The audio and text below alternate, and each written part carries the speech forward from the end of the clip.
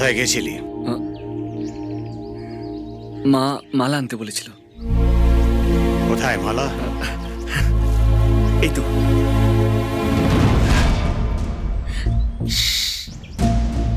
না না বাবা, মানে আজকে মালার খুব ক্রাইসিস, যে কোনো ভাবে এই মালাটাই। আবার মারপিট করে এসছিস তো?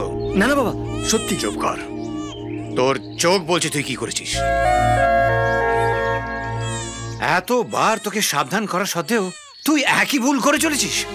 তোর জন্য বারবার লোকের কাছে আমার মাথা হেট হয়।